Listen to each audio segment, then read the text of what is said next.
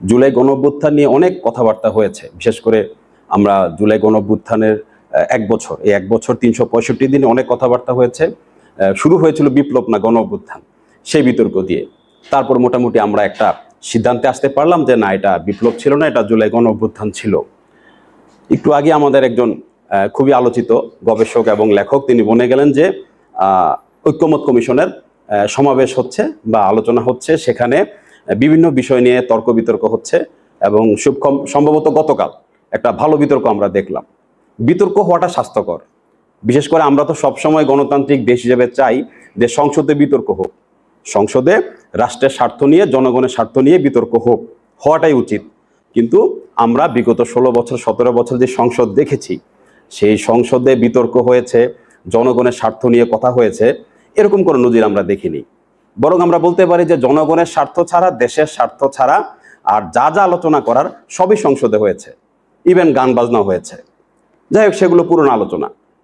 তবে আমরা দেখলাম, প্রথমে আমরা ভেবেছিলাম যে এই অন্তর্বর্তীকালীন সরকার যখন ঐক্যমত কমিশন তৈরি করবেন বা সেখানে তারা একটা আলোচনার পরিবেশ তৈরি করবেন, সেখানে হয়তো সব রাজনৈতিক দল যেতে পারে, নাও যেতে পারে, বা যারা যাবেন, বিশেষ করে যে সকল রাজনৈতিক দলগুলো বড়, তারা কতটা সময় সেখানে থাকবেন সে নিয়ে আমাদের একটা সন্দেহ ছিল মনে।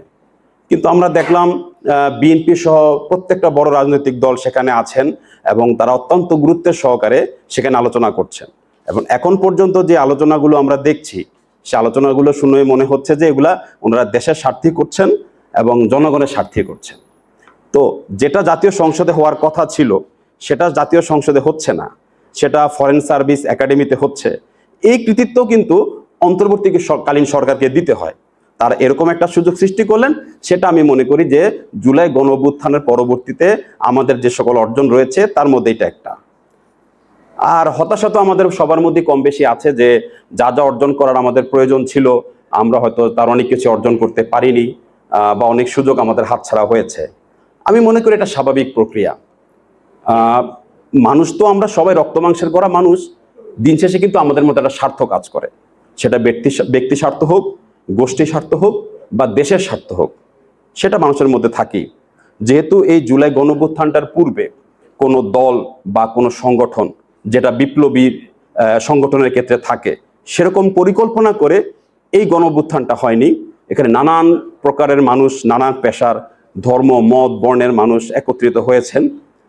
হঠাৎ করে যখন সেই সফলতাটা আসলো, সেখানে কিছুটা উদ্দেশ্যের ঘাটতি দেখা দিয়েছে।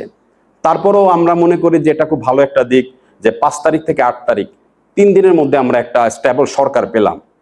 এবং এই 3 দিন বলা যেতে পারে যে দেশে কোনো সরকারই ছিল না, নির্বাহী কোনো বিভাগ কাজ করেনি। তারপরেও যে সাধারণ সময় দেশে যে সকল ফৌজদারি অপরাধগুলো ঘটে, আমাদের যতটুকু মনে পড়ে যে 5 থেকে 8 এই 3 দিন সেই তুলনায় ঘটনা অনেক কম ঘটেছে।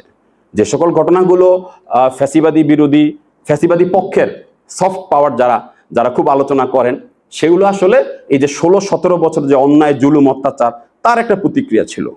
কিন্তু আমি দেখেছি যে দেশের প্রত্যেকটা মানুষ দেশকে আগলে রেখেছেন, এটা আমাদের একটা অর্জন। আমি একটা ছোট্ট কথা বলি, জুলাই গণঅভ্যুত্থানে আমি খুব কাছ থেকে দেখেছি, এটা ঠিক প্রশংসা করে না। সালাউদ্দিন শুভ্র ভাই আছেন, এহসান মাহমুদ ভাই আছেন, মাহবুব মোর্শেদ ভাই আছেন, ওনারা কিন্তু জানতেন না যে 5 তারিখে গণঅভ্যুত্থান ঘটবে। 5 তারিখের আগে থেকেই এবং খুব সম্ভবত খুব জোরালোভাবে যখন বঙ্গীয় সাহিত্য সভা সৃষ্টি হলো, সেটা একটা খুব বড় ধরনের একটা প্রতিবাদ ছিল। এই প্রতিবাদে যে লেখকরা, প্রকাশক সহ তারা যে অবস্থানটা নিলেন, এই অবস্থানের কারণে তাদের বিপক্ষে অনেক বড় ধরনের পদক্ষেপ সরকার নিতে পারত। তারা সেটা জানতেন, জানার পরে তারা সেই ঝুঁকিটা নিলেন। তাদের সাথে আরো অনেকে যোগদান করেছিলেন, সে সময় সবাই এসেছিলেন। সেখান থেকে শুরু হলো সেই বুদ্ধিভিত্তিক যে প্রতিবাদ আন্দোলন, বঙ্গীয় সাহিত্য সভা, সেটা সেই সময় থেকে শুরু করে 5ই আগস্ট পর্যন্ত এই বিল্ডিংয়ের বাইরেও অনেকগুলো অনুষ্ঠান হয়েছে। আমাদের বর্তমান অন্তর্বর্তীকালীন সরকারের গুরুত্বপূর্ণ একজন উপদেষ্টা ডক্টর আসিফ নজরুল স্যার অনেকবার ছিলেন আমাদের সাথে, 3 অনুষ্ঠানে এসেছেন, আমি নিজেও দেখেছি, তার খুব গুরুত্বপূর্ণ বক্তব্য রেখেছে। আমার একটা খুব দুঃখ আছে আসিফ নজরুল স্যারকে নিয়ে। এই সরকারের কোনো কিছু হলে তার উপর আঙুল তোলা হয়। বিষয়টা এরকম, আমার স্পষ্ট মনে পড়ে, যেহেতু আপনারা হয়তো অনেকে জানেন বা জানেন না, জুলাই গণঅভ্যুত্থানে আমার একটা বই আছে এবং যতগুলো বই এসেছে তার মধ্যে আমার বইটা আমি দেখেছি মোটামুটি বিস্তৃত বলা যায়। সেখানে যেহেতু দৈনিক ঘটনাবলী এসেছে, ছাত্রদের উপরে যে আন্দোলন শুরু হলো, এই আন্দোলনের বিপক্ষে রাষ্ট্রের গুরুত্বপূর্ণ মানুষদের পক্ষ থেকে, সেটা রাষ্ট্রের রাজনীতিবিদ হোক, শিক্ষকরা হোক বা বুদ্ধিজীবীরা হোক, খুব সম্ভবত আসিফ নজরুল স্যার সবার প্রথম দাঁড়িয়েছিলেন। তিনি একটা স্ট্যাটাস দিয়েছিলেন রাতের বেলা, সম্ভবত 14-15 এই সময়ে। এই তারপরে আসিফ নজরুল স্যার সহ কামরুল হাসান স্যার তারা গেলেন শাহবাগ থানায়, খুব সম্ভবত ছাত্রদেরকে ছাড়িয়ে আনার জন্য। ওটাই ছিল সর্বপ্রথম আমার যতটুকু মনে পড়ে রাষ্ট্রের বুদ্ধিজীবী, শিক্ষক, লেখক তাদের পর্যায় থেকে ছাত্রদের পক্ষে দাঁড়ানো। সেখান থেকে শুরু হয়েছে তার সেই প্রতিবাদ, ছাত্রদের পাশে থাকা। সেখান থেকে শুরু করে একদম 5ই আগস্ট পর্যন্ত তিনি ছিলেন। কিন্তু আমরা দেখি এই অন্তর্বর্তীকালীন সরকার গঠন হওয়ার পরে অনেক উপদেষ্টা হয়েছেন, প্রত্যেকে একটা বা দুইটো পোর্টফোলিও নিয়েছেন। আসিফ নজরুল স্যারেরও হয়তো একটা বা দুইটো পোর্টফোলিও আছে। কিন্তু যে কোনো বিষয়ে দেশ থেকে, দেশের বাইরে থেকে, বিভিন্ন জায়গা থেকে কিছু না কিছু হলে তার দিকে একটা আঙ্গুল তোলা। কিন্তু আমার নিজের চোখে দেখা এই আজকে যারা সামনে আমি যাদের নাম বললাম, তাদের সাথে আসিফ নজরুল স্যার প্রত্যক্ষভাবে ছিলেন। অথচ এই মানুষগুলো কেউ জানতেন না যে 5ই আগস্ট হবে, দেশে একটা পরিবর্তন আসবে, বা আসিফ নজরুল স্যার কোনোদিন উপদেষ্টা হতে পারবেন। এটা জেনেও তিনি দায়িত্বটা নিয়েছেন। যাই হোক, সর্বশেষ যে কথাটা সেটা হচ্ছে লেখক, শিল্পী, শিক্ষক, সাংবাদিক, রাষ্ট্রের 2 ধরনের পাওয়ার কাজ করে, হার্ড পাওয়ার, সফট পাওয়ার।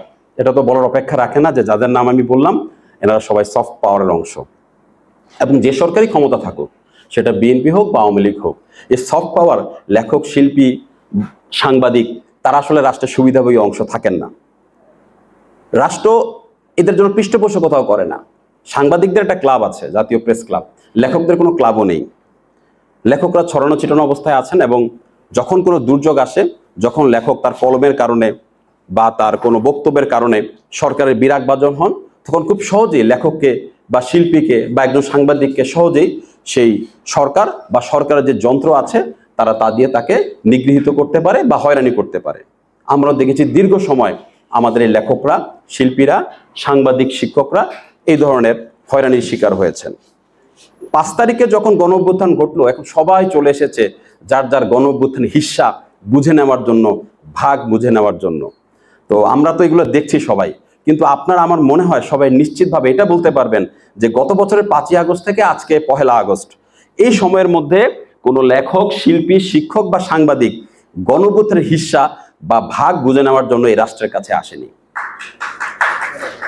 আজকে যে মানুষগুলো শুধু 5ই আগস্ট গত বছর না, তার আরো 4-5 বছর আগের থেকে রাজপথে ছিল, সামাজিক যোগাযোগ মাধ্যমে ছিল, বুদ্ধিভিত্তিক লড়াইয়ে ছিল, আজকে পর্যন্ত তারা এখানে এসেছেন, তারাই আজকে উপস্থিত আছেন।